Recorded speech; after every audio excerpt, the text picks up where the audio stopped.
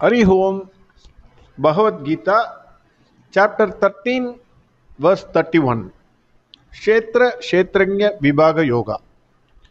In the last verse, Bhagavan Krishna said, the one who sees the whole world, the entire world, is supported and projected by the same Brahman. He becomes Brahman. He attains Brahman. So he must not only appreciate and understand, he must realize the entire world is supported and projected by the same Brahman. Then he becomes Brahman. That is what Bhagavan Krishna said in verse 30. Now verse 31. Anaditvan nirgunatvat paramatmayam avyayaham sharirastho vikaundeyam nakarodi nalipyate. Now the question is, when the infinite consciousness dwells in the body, whether it performs actions untainted by the acts so performed? That is the question. Because there are two things which are combining together. One is Kshetra and Kshetranya. When they combine together, whether it will perform the action and whether Kshetranya will be tainted by those actions. That is the question. We know about Paramatma. Paramatma, Bhagavan has already said this several times, many times, starting from chapter 2. Atma is Ajam, that is unborn. Avyayam, not perishable. Anadi, it has no beginning and no end. Nirguna, no qualities, no gunas. Similarly, we know what is Kshetranya now. All the gunas emerge from the Kshetra. It is finite. It has a beginning and end. It is perishable. Everything we know. So totally both are on the opposite side.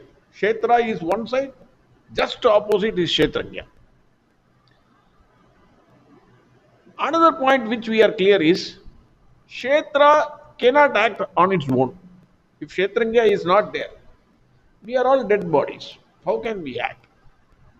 Similarly, Kshetranya alone, it cannot act. It needs a Kshetra. Only when both combine, that is Kshetra and Kshetranya combine, then the entire world of actions come into being. The world itself comes into being. Only on the association of Kshetra and Kshetranya. This also we know. What happens in the finite world? Anything mixed with the other thing will get the qualities of the other thing also.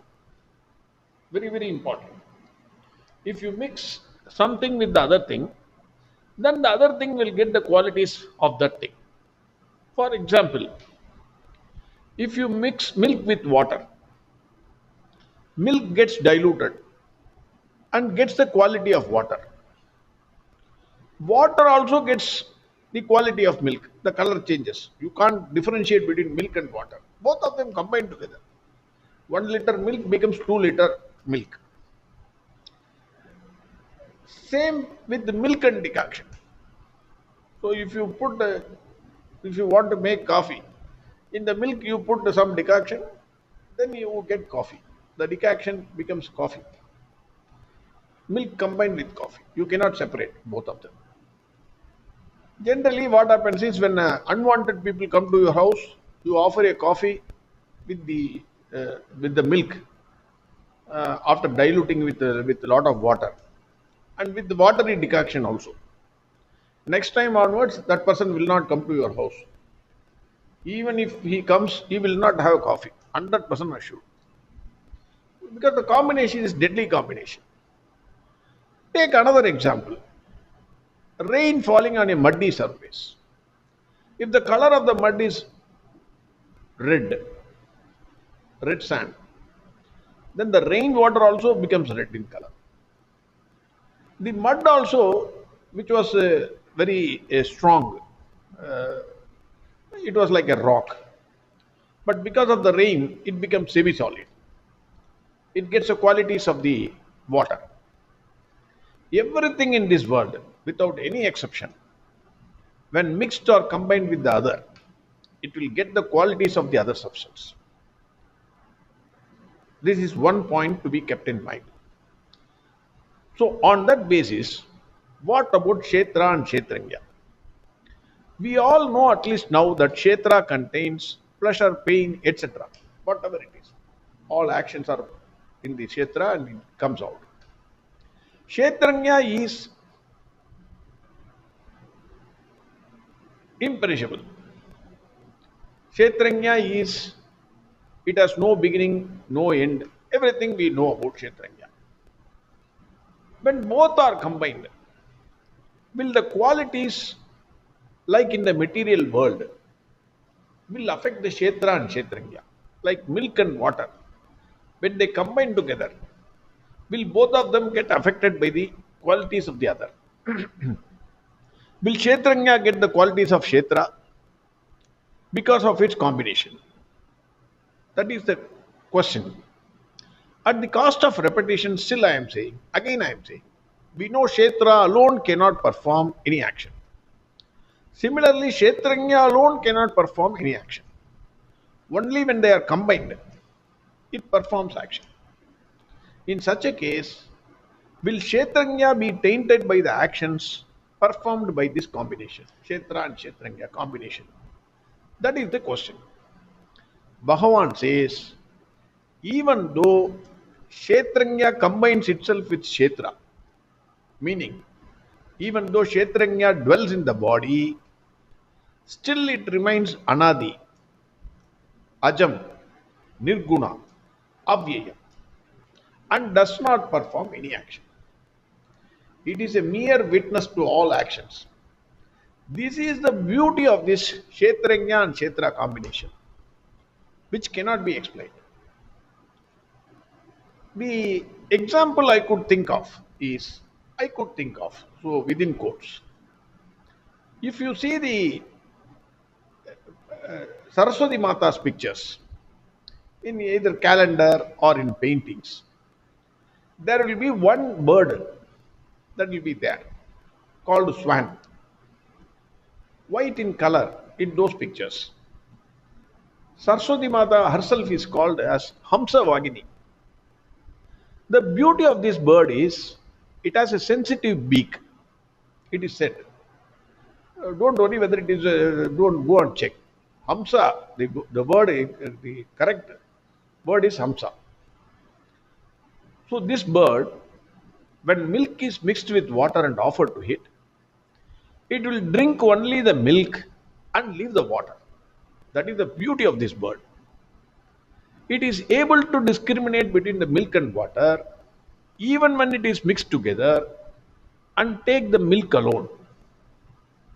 Saraswati Mata always represents knowledge, Brahma Vidya. The swan represents the Jnani.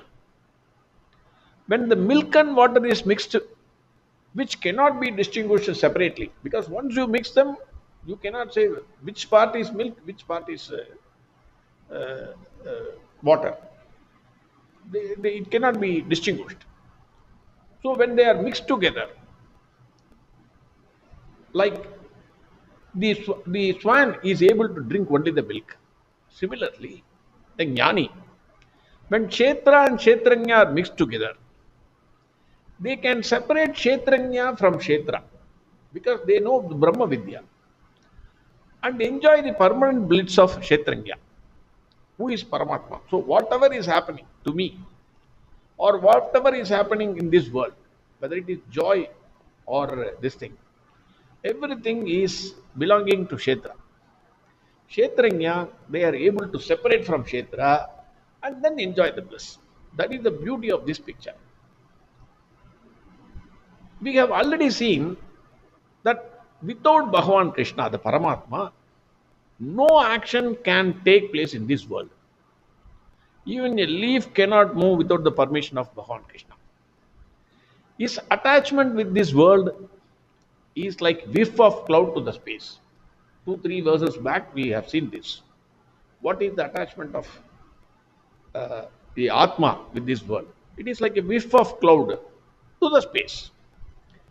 Even if that Paramatma obtains in the body as Kshetranya, his attachment with the body is still like a whiff of clouds to space, untainted by the actions of the body, mind, and sense complex. Then who performs the action? It is the individualized ego that acts and not the spirit. Unlike the finite world, this combination is a peculiar combination where both of them, even though combined, the qualities of Kshetra does not affect the nature of Kshetranya. Kshetranya remains as it is. It only on the touch of the Kshetranya, the Kshetra performs the actions. That is the beauty. Bhagavan Krishna in this verse says, even though the Kshetranya dwells in the body, the Paramatma dwells in the body, being without beginning and devoid of qualities, that is Anaditva, and Nirgunatva, the Supreme Self, Paramatma, it does not perform any action, na karoti, and remains untainted by the actions of Kshetra. Na lipyate. That is what Bhagavan Krishna is saying in this verse. Again, verse 31.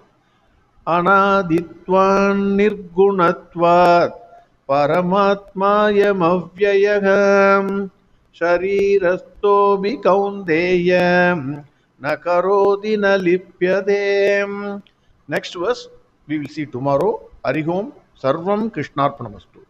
Narayana Narayana Narayana Narayana Narayana Narayana Narayana Narayana Narayana Narayana Narayana Narayana Narayana Narayana Narayana Narayana Narayana Narayana